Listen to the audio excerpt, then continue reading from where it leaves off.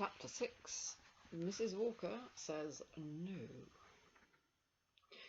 Mrs. Brown arrived just as Rosemary had finished laying tea. The kettle was boiling, and they sat down to a companionable meal of buttered toast and strawberry jam, with a large saucer of milk for Carbonel. "I hope it wasn't too dull for you by yourself, dear," said her mother anxiously. "Oh, no, Mummy. Carbonel and I went for a walk after we'd had our dinner, and it was most interesting." Her mother smiled. "Well, I've got a surprise for you. You know how you've always wanted to see Mrs. Pendlebury Parker's house?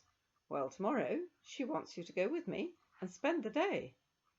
"Goodness," said Rosemary, "how lovely!" And then she remembered how she'd meant to spend the next day looking for Crenshaw Road. "But shouldn't I be in the way?" she said uncertainly. "Good gracious, not a bit, in a house that size. You see, Mrs. Pendlebury Parker has a young nephew coming to stay with her, and as she doesn't know any children, she asked if you would come and play with him. He's just about your age." Now, in any other circumstances, Rosemary would have been delighted at the very idea of seeing for herself the glories of Tussox, which sounded from her mother's descriptions like a fairy-tale palace. It never occurred to Mrs. Brown there could be anything that her young daughter would rather do next day, so she didn't notice Rosemary's lack of enthusiasm. "You'd better wear your new gingham frock. It's lucky it's clean. And now, as soon as we've cleared away, I'll go down and ask Mrs. Walker if we may keep the cat. He's a handsome animal. I do hope she'll say yes." "I'll wash up the tea things, Mummy, if you go and ask her now," said Rosemary. Mrs. Brown went down the 6 flights of stairs, and Rosemary folded up the cloth and got out the enamel roll for washing up. It took rather a long time to clear away. She was only using one hand. The other was holding the broom so she could talk to Carbonel. "If only I could have gone to Tussox another day," she complained.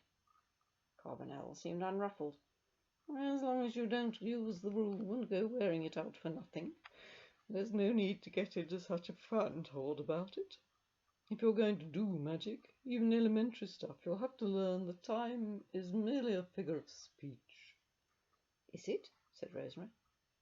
Half her attention was concentrated on the wobbly pile of cups and saucers she was carrying with one hand, and at the same time she was wondering if she could tell Miss Pettigrew that time was merely a figure of speech next time she was late for school. "Besides," went on Carbonel, "I have important things to see to that would not interest you." "How do you know they wouldn't interest me?" said Rosemary, a little ruffled. It really was difficult to clear away with one hand. "Oh, don't go to sleep, Carbonel. Mummy will be back any minute, and then you won't be able to talk to me any more." The cat, who had curled himself up on the hearthrug, yawned elaborately. "You were not interested enough to ask me what I was doing last night and this morning," he said huffily. "Not so much as I hope you enjoyed yourself." He turned in his paws and closed his eyes to mere golden slits. "Besides," he added sleepily, "you really can't wash up with one hand, so you'd better put the broom down." And he shut his eyes firmly, and not another word would he say. Rosemary splashed the plates so vigorously that a good deal of the water slopped over onto the floor, which made her cross. Really, Carbonel behaves sometimes as though he's bought me, not the other way round.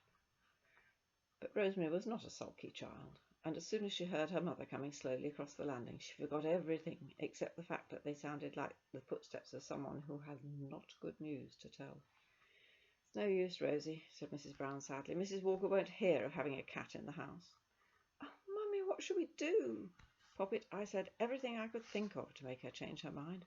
I told her how useful he'd be for catching mice, but she only sniffed and said there'd never been a mouse in the house in her day. I'm so sorry, darling. I'm afraid he'll have to go." "But I can't send him away, not now, I can't," said Rosemary, scooping Carbonel up and hugging him fiercely. "Darling Carbonel, how could I?" And 2 fat tears went rolling down her cheeks and fell with a splash on the cat's black fur. He struggled violently, and when Rosemary put him down, he stalked off, shaking each paw in turn. "If only we had our own little house, you should have half a dozen cats," said Mrs. Brown. "I don't want half a dozen cats. I want Carbonel." "Well, use my hanky and cheer up. Suppose we keep him till the morning and see if we can think of something." "I never thought I should want to live in a house that was full of mice," said Mrs. Brown. Rosemary was startled to hear Carbonel say, "Don't worry, you will."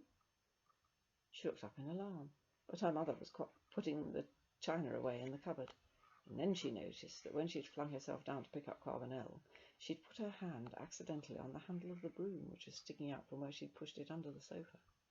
Of course her mother couldn't have heard. Rosemary looked sharply at Carbonel, but he was sitting on the hearthrug, absorbed in washing himself, with one of his hind legs sticking straight up in the air. "Will you come and talk to me in bed, like you did last night?" she whispered. Carbonel paused for a moment. "Not tonight. I shall be too busy." "Oh, please don't be cross with me," she bent down to whisper. "It isn't fair."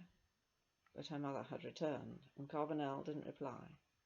Instead, he lifted his head, and with a warm, wet, rasping tongue, gave her cheek a little lick.